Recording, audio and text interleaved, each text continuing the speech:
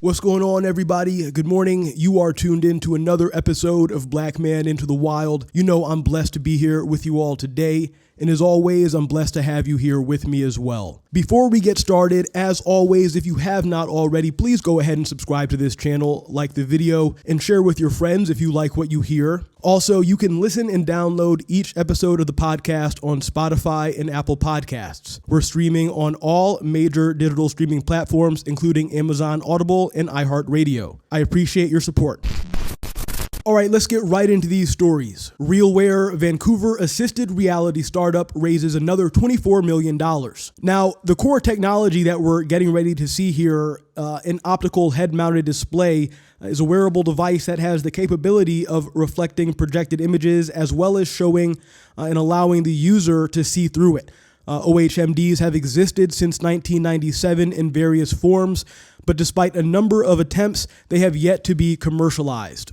Vancouver-based Realwear, which makes assisted reality headsets for industrial workers, reported another $23.5 million in funding this past Wednesday. The company had previously reported $100 million in backing, making it among the best-funded young businesses in the Portland area. Realwear designs headsets with cameras and small displays, often integrated within the hard hats. The technology is designed to make it easy for workers on a factory floor or on a job site to access information about their task online or to seek guidance from experts by phone or video call. So, when I did that episode on Facebook's Horizon Workrooms, we were looking at how augmented and virtual reality hardware and software is, right now changing how people interact with their office work environments. It looks like here Realwear is targeting the industrial sector. So I think, like manufacturing, automotive, energy and utilities companies, they might be some of the customers looking to leverage this tech. This device is meant to allow the worker hands-free access to information, collaboration, and technology that makes them more productive and work more safely, said CEO Andrew Kratsowski. Customers right now include Goodyear, Colgate-Palmolive, ExxonMobil, and other large industrial companies. Realwear said several customers have more than 1,000 of its devices in use. Its list prices range from $2,000 to $6,000, depending on the features included with the device that you get. Let's see. Realwear said it will use this latest investment to develop new computer hardware and accompanying software, as the company is collecting data about how its clients use this technology and adding features to improve their performance. Realwear currently employs roughly 130 people. I'm not sure if that's all right here in the Vancouver area. The company moved primarily to hybrid work during the pandemic, but roughly a third of its employees are assigned. Okay, here it goes. It says right here, roughly a third of its employees are assigned to its headquarters in the Pacific Northwest.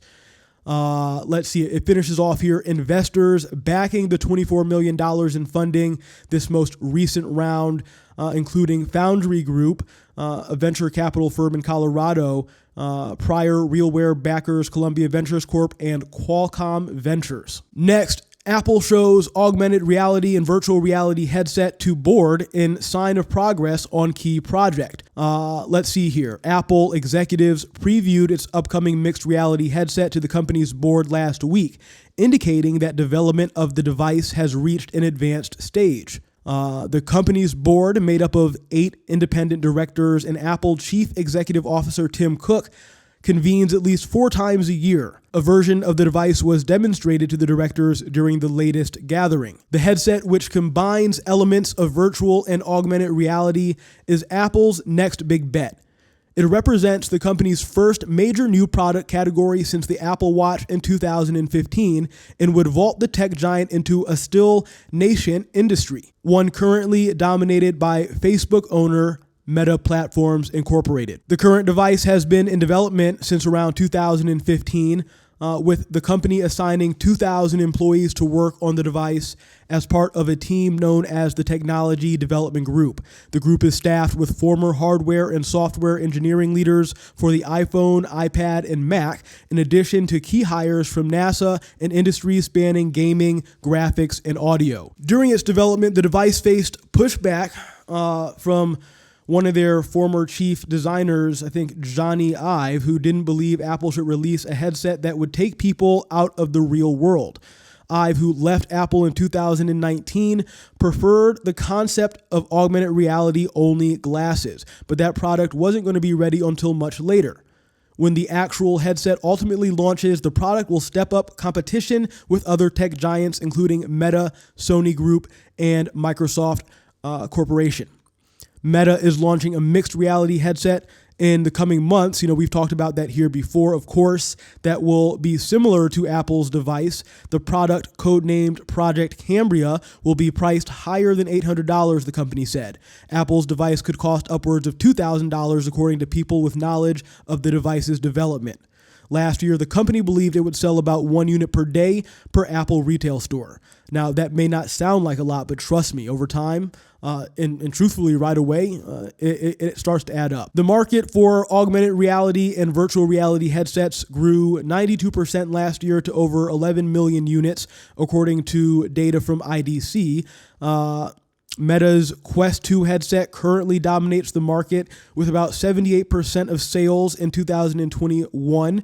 Apple's entrance into the category because of its marketing prowess and product ecosystem, of course, will likely expand the industry's sales considerably over time. I imagine they will be the industry leader, 5 years, 10 years, down the road for sure. So it's getting pretty clear now that we're entering this new era of wearable workplace tech. I think Realwear is sitting in a great spot. They're targeting industrial customers, which sets them apart at the moment, but truthfully, it wouldn't surprise me if one of the bigger tech companies came and scooped them up, sometime soon. I don't know if Meta would be the one to do it.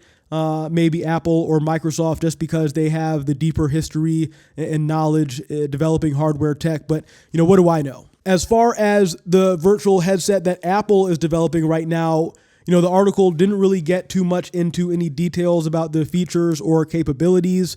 That being said, the company will be kicking off their Worldwide Developers Conference in just a couple of days, so I'm sure we'll learn more there. Again, before I get out of here, you can listen and download each episode of the podcast on Spotify and Apple Podcasts. Don't forget, we're streaming on all major digital streaming platforms, including Amazon, Audible, and iHeartRadio. Thanks for listening, everybody. This has been another episode of Black Man Into the Wild. Have a great day.